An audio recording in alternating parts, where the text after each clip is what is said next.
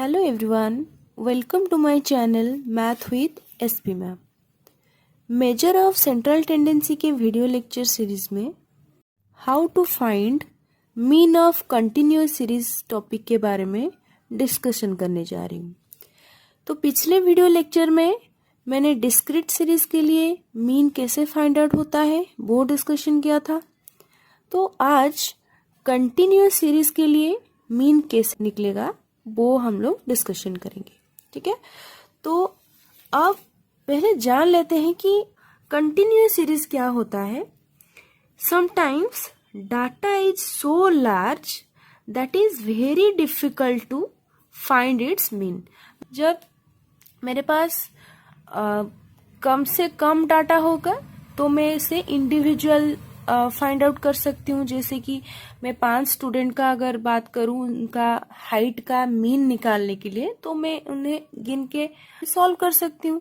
लेकिन अगर more than 100 या मोर देन 200 का डाटा मुझे गिवन होगा तो हम लोग हर एक बच्चे का हाइट या वेट का डाटा लेके उसे कैलकुलेट करके आंसर निकालना वो थोड़ा डिफिकल्ट हो जाएगा। तो उस केस में हम लोग डिस्क्रीट सीरीज के लिए जो मीन फाइंड आउट होता है वो मेथड अप्लाई करेंगे। ओके, बट अगर उससे भी ज्यादा अगर डाटा गिवन हो तो हम लोग क्या करेंगे ना, उस केस में हम लोग कंटिन्यूअस सीरीज का मेथड अप्लाई करते हैं। तो नेक्स्ट पॉइंट में वो क्या दिया हुआ है, in this situation we make groups of data.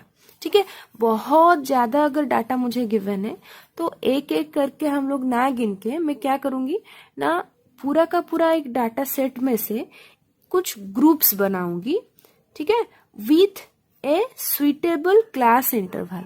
मतलब मैं हर एक ग्रुप जो बनाऊंगी उनका लेंथ या इंटरवल क्या होना चाहिए, सेम होना चाहिए। ठीक है, तो ऐसे समझ लेते हैं कि हम लोगों ने एक एग्जाम किया, एग्जाम में बहुत सारे स्टूडेंट ने पार्टिसिपेट किया। अभी उनका जो मार्क्स आएगा उसको हम लोग एक कंटिन्यूअस सीरीज में मार्क करेंगे। सपोज मेरे पास ये मार्क्स है और उसके लिए जितना नंबर ऑफ स्टूडेंट्स, ठीक है, number of students.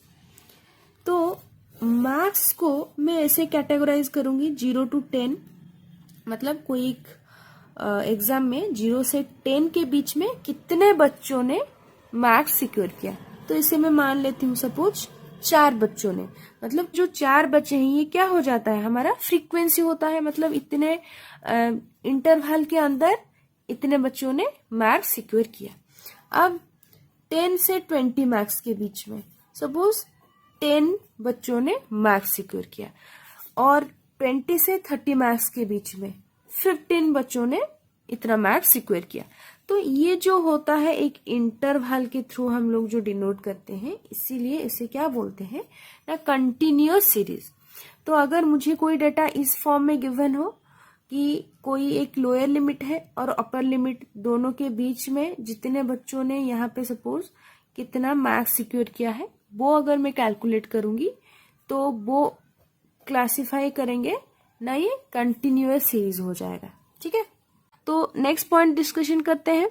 Then we find the class mark which is given, that is mid value x equals to upper class limit plus lower class limit divided by 2। ठीक है, ये एक formula है, जब मैं question solve करवाऊंगी तब ये समझ में आएगा कि मिड वैल्यू क्या होता है। तो it can be computed by, first method is direct method, second method is step deviation method। तो डायरेक्ट मेथड में हम लोग क्या करेंगे, x bar that is mean equals to summation of f into x divided by summation of f। मतलब direct method हम लोगों ने डिस्क्रीट सीरीज में भी अप्लाई किया था और उसमें से हम लोगों ने मीन निकाला था। तो इस मेथड में मैं क्या बताऊंगी, मुझे एक कंटिन्यूअस सीरीज दिया गया है एक इंटरवल के थ्रू, उसको पहले हम लोग एक डिस्क्रीट सीरीज में चेंज करेंगे और उसका मीन निकालेंगे बाय यूजिंग डायरेक्ट मेथड। ठीक है, तो यहाँ पे जो f है, f क्या था ना, एक फ्रीक्वेंसी होगा। ठीक है, और x का मतलब यहाँ पे क्या है ना, मिड वैल्यू। तो क्योंकि ये कंटिन्यूअस सीरीज है तो ये एक इंटरवल के अंदर रहेगा, तो मिड वैल्यू हम लोग को निकालना पड़ेगा और उसका फॉर्मूला क्या है ना, x equals to upper limit plus lower limit divided by 2। ठीक है, तो नेक्स्ट मेथड क्या है हमारा, स्टेप डेविएशन मेथड। तो स्टेप डेविएशन मेथड पहले जान लेते हैं क्या है। x bar mean equals to a plus summation of f into D divided by summation of f whole into h।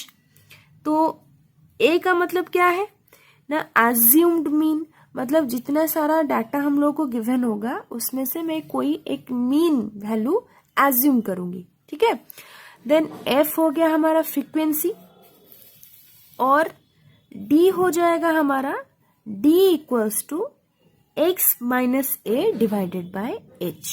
ठीक है, और ये x क्या है ना, जो हम लोगों ने मिड वैल्यू अभी पढ़ा है, तो मिड वैल्यू का वैल्यू यहाँ पे मैं पुट करूंगी, माइनस a का मतलब क्या है, जो एज्यूम्ड मीन हम लोग देंगे, मतलब मीन का हम लोग एज्यूम करेंगे वो वाला वैल्यू होगा, और एज का मतलब जो क्लास इंटरवल होता है। ठीक है, तो एज का मतलब क्या है हमारा, क्लास इंटरवल है।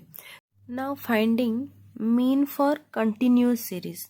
तो कंटिन्यूअस सीरीज के लिए फर्स्ट मेथड हम लोग अप्लाई करेंगे, दैट इज डायरेक्ट मेथड। तो डायरेक्ट मेथड में मुझे क्या क्या वैल्यू चाहिए होगा ना, मुझे f का वैल्यू मतलब फ्रीक्वेंसी का वैल्यू चाहिए और एक x क्या है यहाँ पे ना, मिड वैल्यू। तो मिड वैल्यू को फाइंड करने के लिए हमारा जो फॉर्मूला है, अपर limit plus lower limit divided by 2। ठीक है, तो अब एक क्वेश्चन के थ्रू समझते हैं कि ये जो फॉर्मूला है उसे हम लोग कैसे अप्लाई करेंगे और एक कंटिन्यूअस सीरीज के लिए कैसे मीन का वैल्यू फाइंड आउट करेंगे। ओके, तो क्वेश्चन है, calculate the mean from the following data series. Okay, तो यहाँ पे मार्क्स दिया गया है एंड नंबर ऑफ स्टूडेंट्स। क्योंकि ये एक इंटरवल के फॉर्म में है तो इसीलिए हम लोग उसको कंटिन्यूअस सीरीज बोलते हैं। तो क्वेश्चन क्या है, 0 to 10, 10 to 20, 20 to 30, 30 to 40, 40 to 50। Okay, ये मैथ्स के लिए जो नंबर ऑफ स्टूडेंट्स है मतलब उनका फ्रीक्वेंसी क्या है, 6, 14, 42, 28 एंड 10। तो जब हम लोग सॉल्यूशन स्टार्ट करेंगे उससे पहले एक बॉक्स के अंदर मुझे रखना पड़ेगा। तो मार्क्स को हम लोग बोलते हैं 0 से 10, 10 से 20, 20 to 30, 30 to 40, 40 to 50। ओके, तो नंबर ऑफ स्टूडेंट्स क्या हो गया, 6, 14, 42, 28, 10। तो अब हम लोग का जो नया पॉइंट है क्या है ना, हम लोग को फ्रीक्वेंसी मिल गया है, लेकिन जब हम लोग डायरेक्ट मेथड यहाँ पे कर रहे हैं तो मुझे और एक क्या वैल्यू चाहिए ना, ये मिड वैल्यू चाहिए।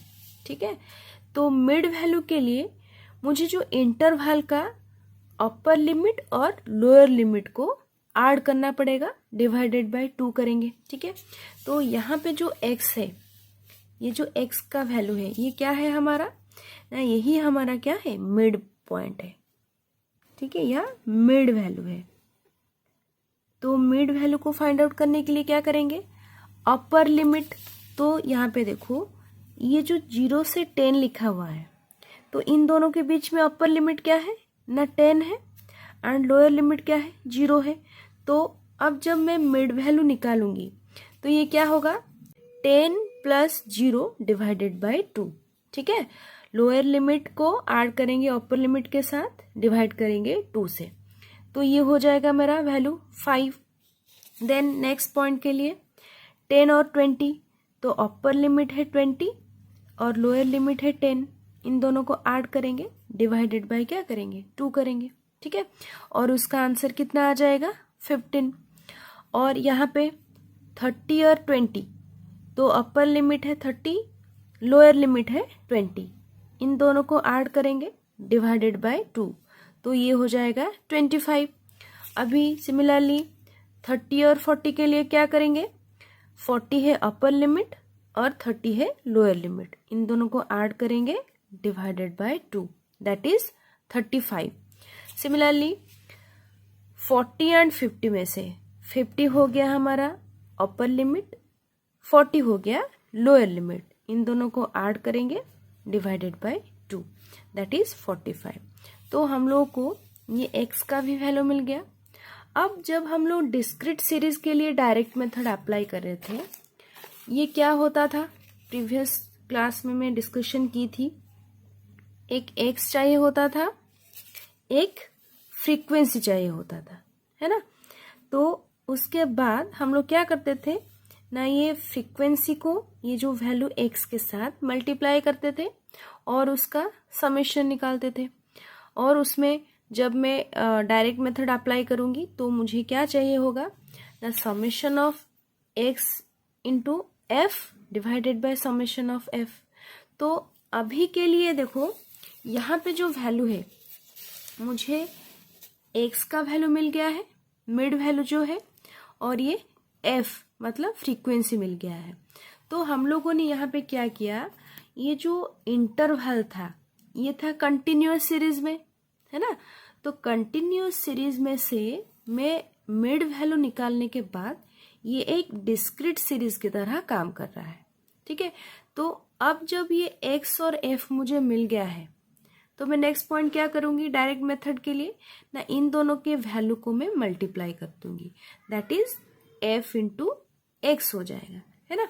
तो अभी निकालते हैं f इंटू एक्स का वैल्यू क्या होगा ना, 6 into 5 30, 14 into 15 that is 10, 42 into 25 that is 1050, then 28 into 35 980, 10 into 45 that is 450, ठीक है। तो समेशन निकालेंगे 2720 हो गया। तो अब नंबर ऑफ स्टूडेंट्स मतलब f जो फ्रीक्वेंसी है उसका भी समेशन निकालना पड़ेगा। तो अगर उसका समेशन निकालेंगे तो कितना आएगा ना, 100 आ जाएगा यहाँ पे, ठीक है। तो अब जब मैं डायरेक्ट मेथड अप्लाई करूंगी तो मीन कितना आएगा हमारे पास ना, x bar equals to summation of f into X divided by summation of f। तो f इंटू एक्स का समेशन कितना आया है 2720 डिवाइडेड बाय समेशन f कितना आया है 100। तो इसे कैलकुलेट करने के बाद हमारे पास जो आंसर आया 287.20। तो ये हो जाएगा हमारा मीन ऑफ कंटिन्यूअस सीरीज। तो और एक बार मैं डिस्कशन कर लेती हूँ, हम लोगों को कोई एक कंटिन्यूअस सीरीज दिया गया था और हम लोग क्या किए ना, इस क्वेश्चन में डायरेक्ट मेथड को हम लोग अप्लाई करें और डायरेक्ट मेथड से मुझे कोई वैल्यू f मिल गया और एक मिड वैल्यू मिल गया जो x है। तो कंटिन्यूअस से ये चेंज हो गया एक डिस्क्रीट सीरीज में, और हम लोग डायरेक्ट मेथड को अप्लाई करने के बाद जो आंसर आया हमारे पास 27.20। तो ये हो जाएगा हमारा required solution. Finding mean for continuous series by using step deviation method. तो अब ये जो सेकेंड मेथड था स्टेप डेविएशन मेथड, उसे हम लोग यूज़ करके कंटिन्यूअस सीरीज का मीन निकालेंगे। तो फॉर्मूला क्या था, x bar equals to a plus summation of f into D divided by summation of f into h, ठीक है। और a का मतलब है जो मिडिल मोस्ट वैल्यू होगा उसे हम लोग एज्यूम करेंगे एज मीन। देन f हमारा है फ्रीक्वेंसी और d का वैल्यू निकालेंगे x minus A divided by h, and h क्या होगा, क्लास इंटरवल होगा। तो ये फॉर्मूला को मैं वही सेम क्वेश्चन के थ्रू हम लोग समझने के लिए ट्राई करेंगे, ठीक है, कि कैसे हम लोग स्टेप डेविएशन मेथड अप्लाई करके मीन निकालेंगे। Question is calculate the mean from the following data series. वही सेम क्वेश्चन है, मार्क्स और नंबर ऑफ स्टूडेंट दिया गया है, ओके। तो अब मैं स्टेप डेविएशन मेथड यूज करूंगी और उसका आंसर फाइंड आउट करेंगे। तो यहाँ पे जो क्लास इंटरवल मतलब एज है, इसका वैल्यू क्या होगा ना, जो इंटरवल दिया गया है 0 से 10, 10 से 20, 20 से 30, मतलब ये जितना भी इंटरवल दिया गया है उनके बीच में डिस्टेंस कितना है। यहाँ पे 10 है, यहाँ पे भी 10 है, मतलब हर एक इंटरवल का वैल्यू क्या है, 10 है। तो ये जो क्लास इंटरवल हो जाएगा हमारा 10 हो जाएगा। ठीक है, तो मुझे h का वैल्यू मिल गया। अब हम लोग a का वैल्यू एज्यूम करेंगे, मतलब एक एज्यूम्ड मीन लेंगे जो कि मिडिल मोस्ट वैल्यू होना चाहिए। ओके, तो उसी क्वेश्चन का भी सोल्यूशन निकालेंगे। तो इसका सोल्यूशन जैसे पहले क्वेश्चन में हम लोगों ने लिखा था, मैक्स जो होगा एक कॉलम में रहेगा, फ्रीक्वेंसी के लिए एक कॉलम में रखेंगे, और ये जो x है मतलब जो मिड वैल्यू है वही अपर limit plus lower limit divided by 2, उसी फॉर्मूले में हम लोग फाइंड आउट करेंगे। ठीक है, तो यहाँ पे जो वैल्यू मिला है 5, 15, 25, 35 एंड 45। ठीक है, तो ये हो गया हमारा x। अब हम लोग क्या करेंगे ना, मीन को एज्यूम करेंगे। तो इसी क्वेश्चन में सबसे मिडिल मोस्ट वैल्यू क्या है ना, ये 25 है, क्योंकि ये 1, 2, 3, 4, 5 नंबर से डाटा, और उसमें से ये जो 25 है वो हम लोग मान लेते हैं a हो गया। ठीक है, एज्यूम मीन हो गया, ये हो गया हमारा a। तो अब मैं निकालूंगी d का वैल्यू। तो d के निकालने के लिए फॉर्मूला क्या है ना, x का मतलब जो मिड वैल्यू यहाँ पे आया होगा, x माइनस a का मतलब क्या है, जो एज्यूम मीन ले रहे हैं, और उसका वैल्यू हम लोगों ने क्या लिखा है, 25 है। और h का मतलब क्या है ना, जो ये जो क्लास इंटरवल है, मतलब जो 0, 10, 10, 20 उनके बीच में गैप कितना है, 10 है। तो मैं जब यहाँ पे x माइनस 25 डिवाइडेड बाय 10 लिखूँगी, तो x का मतलब क्या है ना, इंडिविजुअल हर एक x का वैल्यू। तो मैं यहाँ पे लिखूँगी 5 माइनस a का वैल्यू 25 डिवाइडेड बाय h का वैल्यू 10 है, तो आंसर आएगा -2। Similarly 15 minus 25, 10 equals to -1। मतलब ये 25 और 10 हमेशा कांस्टेंट रहेगा, लेकिन x का वैल्यू कभी 5 होगा, कभी 15 होगा, कभी 25 होगा, कभी 35 होगा, कभी 45 होगा। तो ये d का जो वैल्यू आया है हमारा -2, -1, 0, 1 एंड 2। अब सिर्फ क्या निकालना है ना, f इंटू डी का वैल्यू निकालना है। तो f क्या है यहाँ पे 6 है, और d का वैल्यू यहाँ पे कितना आया है -2, तो 6 इंटू -2 कितना हो गया, -12। देन 14 इंटू -1 तो -14, 42 into 0 that is 0, 28 into 1 equals to 28, 10 into 2 equals to 20। तो ये हो गया हमारा f इंटू डी।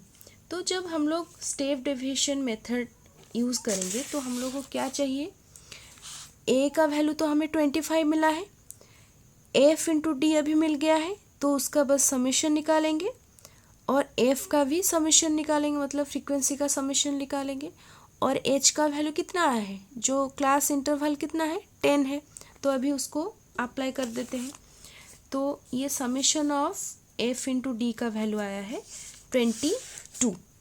ठीक है, तो अभी समेशन ऑफ f का वैल्यू कितना है, 100 आया है। तो जब हम लोग वो फॉर्मूला में अप्लाई करेंगे, x bar equals to a plus summation of F D divided by summation of f into h।